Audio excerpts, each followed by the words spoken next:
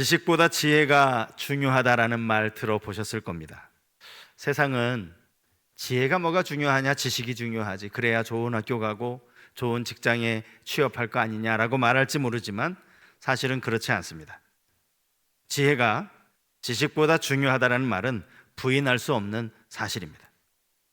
지식과 지혜는 비슷한 의미를 지닌 것처럼 보이지만 엄밀하게 말하면 서로 다른 개념이라고 할 수 있죠. 이름이 다르니까 뜻도 다른 것이죠.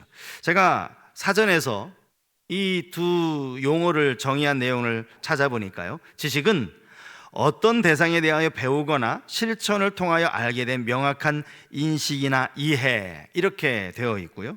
반면에 지혜는 사물의 이치를 빨리 깨닫고 상황에 맞게 정확히 처리하는 정신적 능력, 이렇게 풀이를 해 놓았더라고요. 지식은 쉽게 말씀드리면 머리에 머무는 것이고, 지혜는 삶으로 연결되는 것이라고 말씀드릴 수 있을 것 같습니다. 지식이 뛰어나다고 해서 모두가 다 지혜가 뛰어난 것은 아닙니다. 어떤 사람은 암기 실력도 대단하고 머리도 참 좋은 것 같은데 실제 삶에서는 지혜가 부족한 경우가 있고요. 반대로 많이 배우지는 못해서 지식적으로는 좀 부족할 수 있는데 지혜가 상당히 뛰어난 사람을 찾아볼 수 있기 때문이죠. 여러분, 우리가 100가지를 알고 있는 그 지식보다 더 중요한 것은 다만 한 가지라도 그것을 삶으로 옮길 수 있는 이 지혜가 훨씬 더 가치 있는 것 아닙니까? 제가 지금 말씀드린 것은요, 성경 이야기가 아닙니다. 그냥 일상에서 모든 사람들이 공감하는 내용입니다. 성경은 이것보다 훨씬 더 지혜의 가치를 중요하게 다루고 있죠. 지혜와 지식의 차이는 훨씬 더 많은 격차를 보인다고 할 수 있습니다. 하나님은 지식 있는 자를 찾지 않으십니다. 하나님은 지혜 있는 자를 찾으십니다. 오늘 본문의 야고보서 저자는 지혜가 부족한 이들에게 지혜를 위해 하나님께 구하라고 그렇게 말하고 있습니다. 지식은 우리가 열심히 책을 읽고 공부를 해서 얻을 수 있는 것이라면 지혜를 얻기 위해서는 하나님께 기도해야 한다라는 것이죠. 지혜가 얼마나 중요한가, 오늘 본문이 이렇게 강조하고 있는데 본문 5절을 제가 다시 한번 읽어드리겠습니다. 너희 중에 누구든지 지혜가 부족하거든 모든 사람에게 후히 주시고 꾸짖지 아니하시는 하나님께 구하라, 그리하면 주시리라. 지혜가 부족하거든 하나님께 구하라고 권면하고요, 구하는 자에게 후히 주시고 꾸짖지 않으신다라는, 이게 다 하나같이 지혜가 그만큼 중요하다라는 그런 의미 아닙니까? 저는 오늘 본문에서 그렇다면 이 중요한 지혜, 우리가 하나님께 구해야 하는 지혜가 어떤 지혜인가, 이것들을 오늘 본문 안에서 한 3가지로 살펴보려고 합니다. 우리가 하나님께 구해야 하는 첫 번째 지혜, 그것은 시험과 인내에 관한 지혜입니다. 이걸 좀 더 쉽게 말씀드리면 시험을 인내하게 만드는 지혜라고 할 수 있겠죠. 사실 이 말씀은 지난주에 말씀드린 야고보서 1장 1절 이하의 말씀과 연결되는데요, 야고보서 1장 4절에 이렇게 기록이 되어져 있었죠. 인내를 온전히 이루라, 이는 너희로 온전하고 구비하여 조금도 부족함이 없게 하려 함이라. 문맥의 중요성 혹시 기억하십니까? 성경 읽을 때 항상 이 문맥으로 보아야 된다라는 말씀을 제가 여러 번 드립니다. 특별히 이런 서신서 같은 경우는 이 편지를 왜 썼는지, 이 편지를 쓰게 된 이유가 있고 배경이 있어요. 그 배경을 우리가 알고 성경을 보면 훨씬 더 본문이 쉽게 다가올 수 있죠. 뿐만 아니라 편지는 처음부터 시작해서 첫인사부터 끝인사까지 한 번에 쭉 쓰도록 되어 있습니다. 그렇기 때문에 문맥에 따라 읽어야 되는 거예요. 지금 하고 있는 말이 무슨 의미인가 잘 모르겠거든 그 앞에 무슨 이야기를 했는지를 찾아보면 돼요. 앞에 이야기가 뒤에 이야기가 연결되어 있다는 그런 의미이죠. 여러분, 1장 5절 말씀, 이 말씀 사실은 문맥을 생각하지 않더라도 우리가 충분히 이해할 수 있는 말씀입니다. 지혜가 부족한 자들에게 하나님께 구하면 하나님이 주신다고. 그렇지, 얼마나 감사한 말씀이야. 이 말씀 가지고도 우리가 충분히 은혜를 받을 수가 있습니다. 그런데 도대체 이 야고보가 말하는 그 지혜가 무슨 지혜인가 라는 걸 알려면 문맥을 봐야 된다는 거예요. 앞에서 인내를 온전히 이루라라는 그런 권면을 하지 않았습니까? 인내를 통하여서 온전하고 구비하여 조금도 부족함이 없게 될 것이라고 그렇게 말했습니다. 이게 바로 우리에게 필요한 지혜라는 것이죠. 믿음 생활을 오래 하신 분들 가운데 이미 여러 차례 경험을 하셨을 거예요. 전혀 생각지도 않았던 시험이 찾아옵니다. 고난이 찾아옵니다. 내게 왜 이런 고난이 왔는지 도무지 알 수 없는 그런 어려움이 찾아와요. 여러분 그때 기뻐하십니까? 여러분 가운데 야고보서 1장 말씀, 시험을 만나거든 기쁘게 여기라, 이 말씀 여러분 들어보셨잖아요. 신앙생활 오래 하신 분들 이 말씀 다 알고 계시잖아요. 머리로는 알고 있는데 정말 기뻐해지더라냐는 것이죠. 그렇지 않습니다. 머리로 알고 있는 것이 실제 우리의 삶의 기쁨으로 나타나기는 건 쉽지 않습니다. 그래서 주님이 오늘 야고보를 통해서 말씀하신 것이 지혜입니다. 지혜란 우리가 알고 있는 말씀, 머릿속에 저장되어지는 말씀이 우리의 삶 가운데 움직이도록 역사하는 돕는 힘이라고 할 수 있습니다. 지혜가 있어야 우리가 시험을 만날 때 기뻐할 수 있는 거예요. 지혜가 있어야 그 안에서 인내의 열매를 바라볼 수 있다라는 것입니다. 그러니 우리 앞에 육체적인 고난이라든지 또 물질적인 어려움이라든지 관계의 여러 가지 깨어짐과 아픔이라든지, 여러분 이런 시험이 찾아오시거든 아이고 하나님 왜 제게 시험 주셨어요? 제발 이것 좀 가져가 주세요. 반납할 거예요 라고 하지 마시고, 여러분 반납도 안 돼요. 하나님 주신 시험을 어떻게 반납하실 거예요? 하나님 이 시험을 이겨낼 수 있는 지혜 주십시오. 이 시험으로 나의 온전해진 모습을 바라볼 수 있는 지혜 주십시오. 어차피 피하지 못할 시험이라면 이 지혜를 활용해야 될 거 아니에요? 이 지혜를 통해서 내가 온전해져야 될 것 아닙니까? 조금도 부족함이 없이 되어야 할 것 아닙니까? 이때 필요한 것이 지혜라는 거예요. 그래 여러분, 감당할 수 없는 시험을 당할 때 원망하기 전에 하나님께 지혜를 구하시기 바랍니다.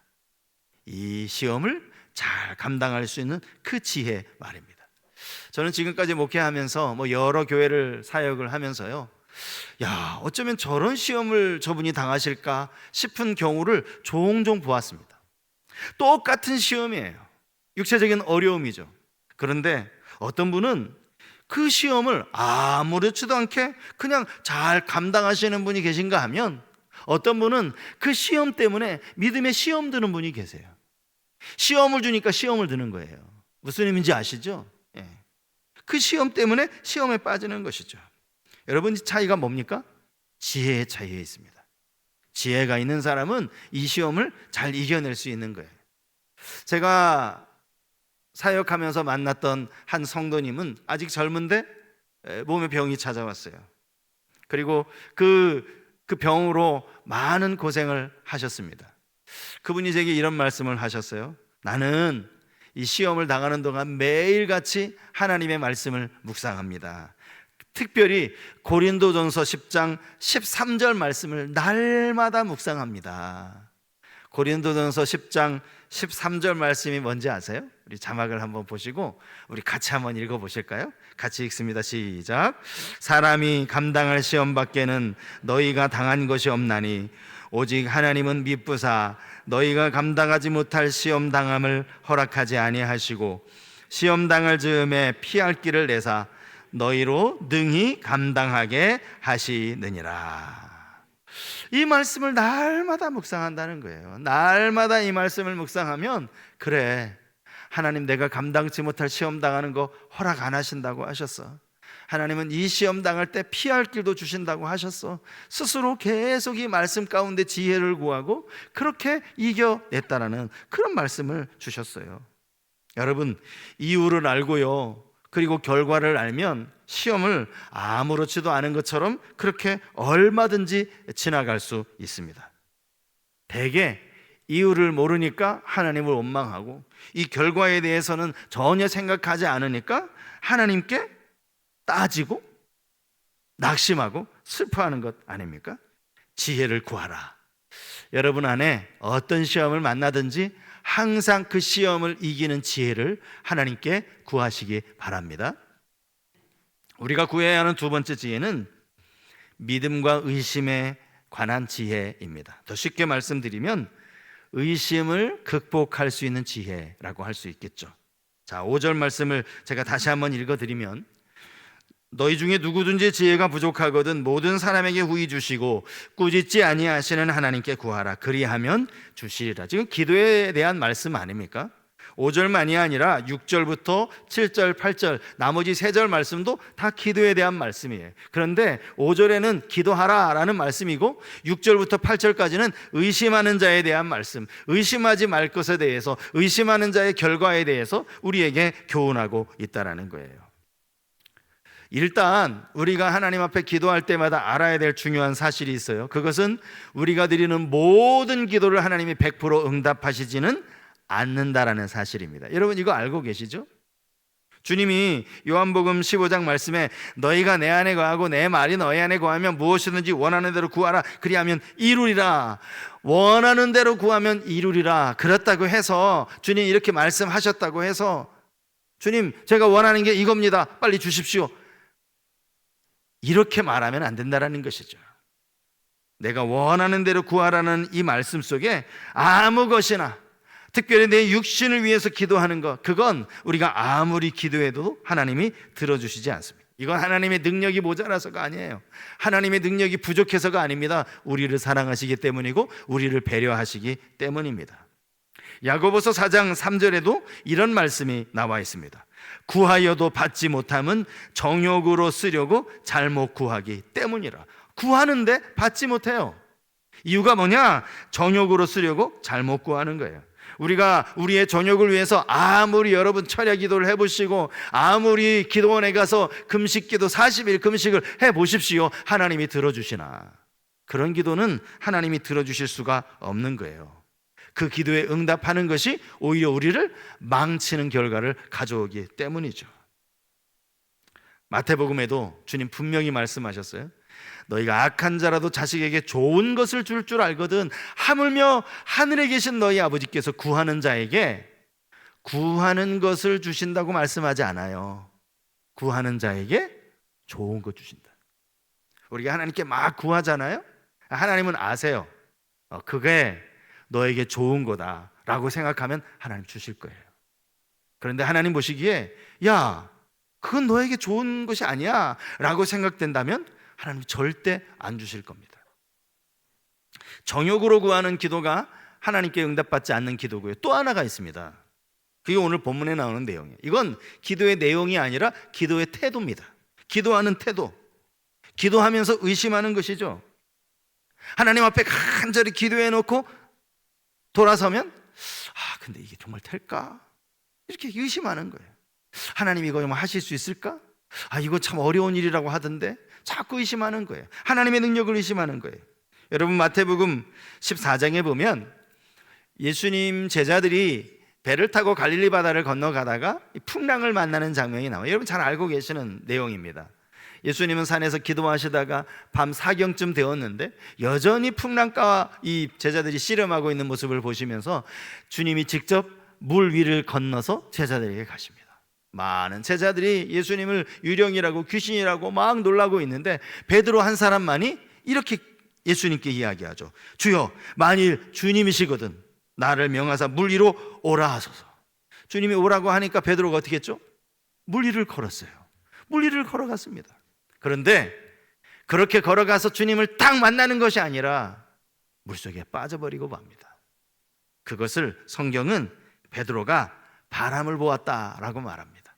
파도를 본 것이죠. 큰 풍랑을 본 것입니다. 그리고는 그 마음속에 무서움이 생겼어요. 성경은 그가 바람을 보고 무서워했다라고 기록하고 있습니다. 얼른 주님이 손을 내밀어서 그를 다시 일으켜 주시죠. 그리고 나서 주님은 베드로에게 뭐라고 책망하셨는지 아셔요? 마태복음 14장 31절 말씀인데 우리 이 구절 한번 같이 한번 읽어보시겠습니다. 31절 같이 읽습니다.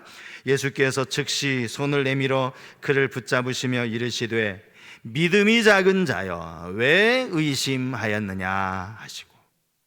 문제는 풍랑이 아니었습니다. 베드로의 마음 가운데 두려움이 찾아온 이유는 그가 의심했기 때문이라는 거예요. 의심이 결국 물속에 빠지게 만들었다라는 사실을 예수님이 직접 가르쳐 주신 겁니다. 오늘 야고보도 의심하는 사람은 바람에 밀려 요동하는 바다 물결 같다, 그렇게 기록하고 있습니다. 여러분, 바다 물결이 자기 원하는 대로 움직이나요? 그렇지 않습니다. 바람이 불어오는 대로, 어느 날 센 바람이 불어오면 물결도 세지고, 잔잔한 바람이 불면 물결도 잔잔해지는 거예요.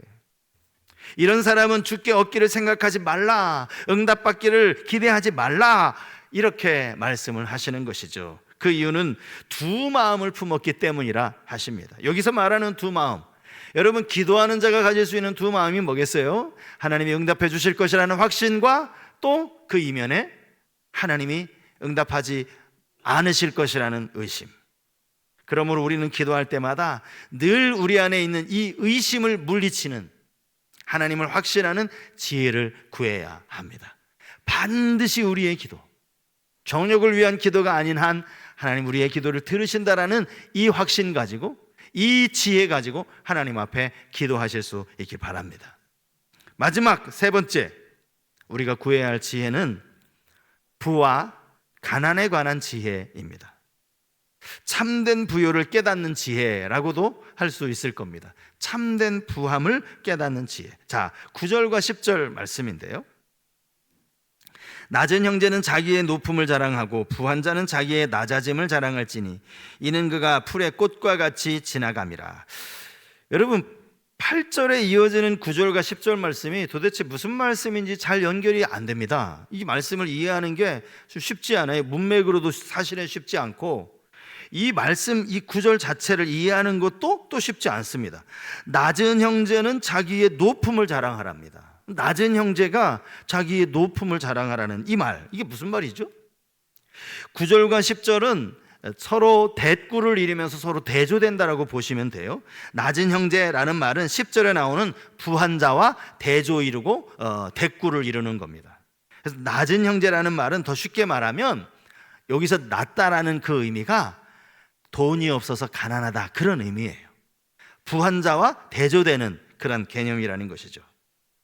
다른 번역 성경을 보면 다 아마 가난한 자는 아마 이렇게 나올 거예요. 그러면 가난한 자는 높음을 또 자랑하랍니다. 낮은 형제가 높음을 자랑. 여기서 말하는 이 높음이라는 건 또 뭘까요? 여기서 말하는 이 높음은 영적인 높음을 말하는 것이죠. 육신의 가난함이, 삶의 이런저런 물질적인 어려움이 하나님을 의지하고 하나님을 바라는 그런 간절함으로 하나님만 의지하게 되니까 영적으로 높아지게 된다, 그런 의미의 말씀입니다. 반대도 마찬가지예요. 반대도, 자, 여기 야고보서 2장 5절에 보면 이런 말씀이 나옵니다. 내 사랑하는 형제들아 들을지어다. 하나님이 세상에서 가난한 자를 택하사 믿음에 부요하게 하시고 또 자기를 사랑하는 자들에게 약속하신 나라를 상속으로 받게 하지 아니하셨느냐. 가난한 자를 부요하게 하신다. 무엇에? 믿음에 부요하게 하신다. 같은 의미라고 보시면 됩니다. 10절에 나오는 것도 마찬가지죠. 부한 자, 여기는 당연히 돈 많은 부자를 의미하겠죠. 그런데 부자는 낮아짐을 자랑하래요. 낮아짐을. 도대체 부한 자가 어떻게 낮아짐을 자랑합니까? 여기서 낮아짐이라는 건 자기 스스로 낮아짐을 의미하는 겁니다. 내가 돈이 좀 있다고 거만하지 아니하고 스스로 겸손하게 낮아지는 것을 의미하죠. 그 이유가 바로 이어지는 말씀에 나와요. 이는 그가 풀의 꽃과 같이 지나감이라. 풀의 꽃과 같다라는 거예요. 부한 자도 그 행하는 일에 이와 같이 쇠잔하리라. 아무리 돈이 많아도 뜨거운 바람과 함께 열풍이 불어오면 금방 말라버리는 그 꽃과 같다라는 것입니다.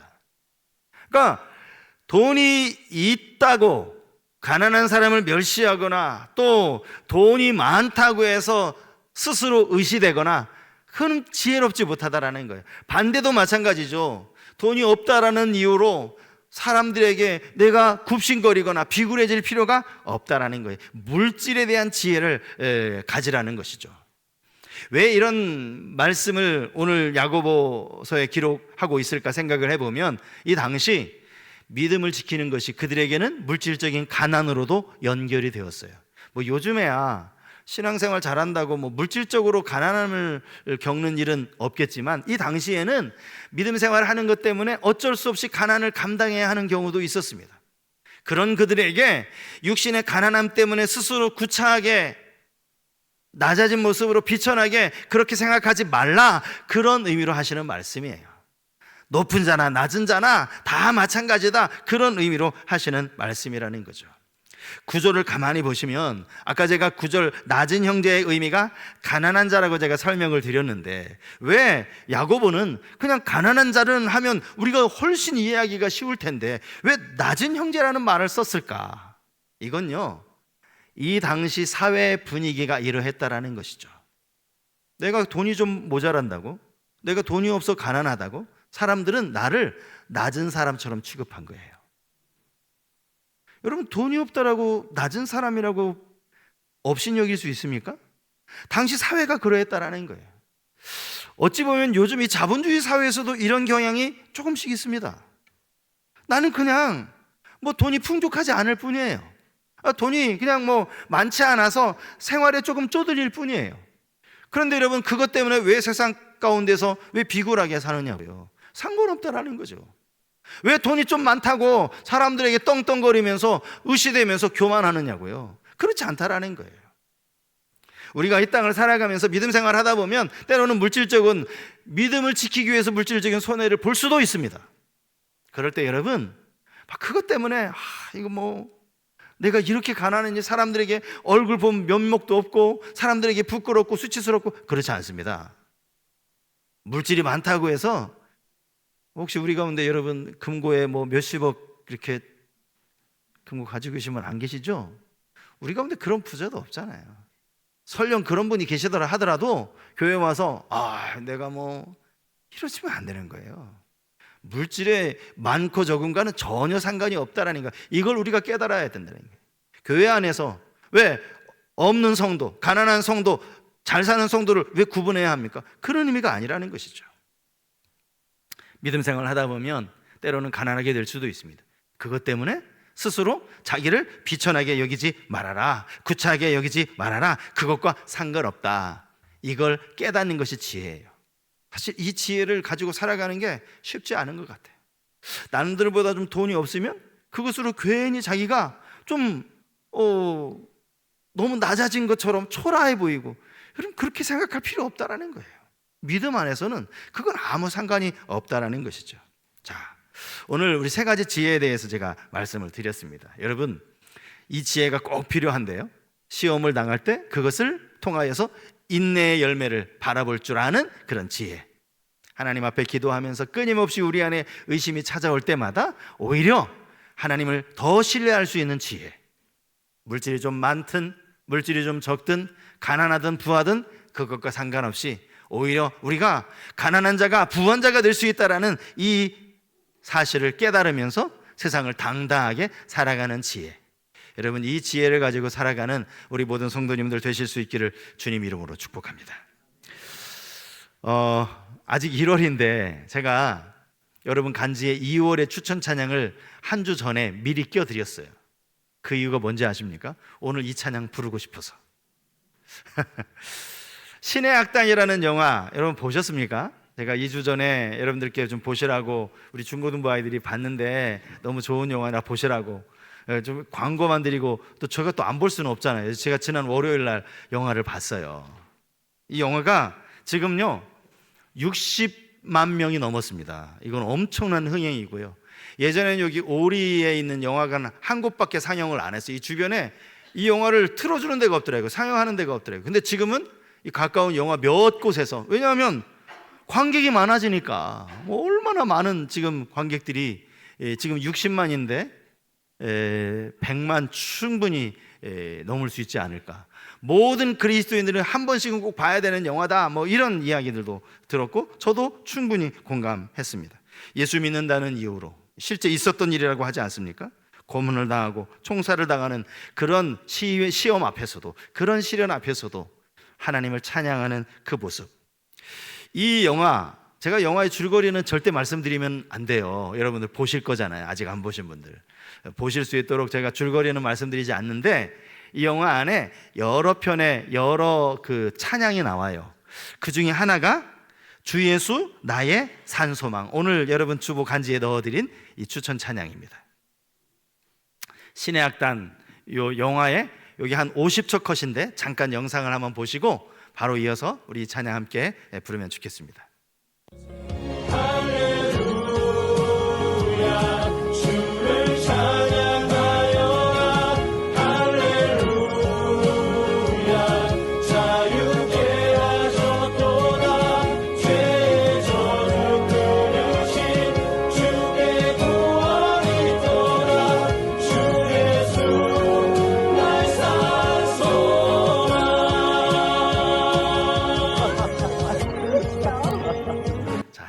이 찬양이에요. 같이 한번 부르겠습니다.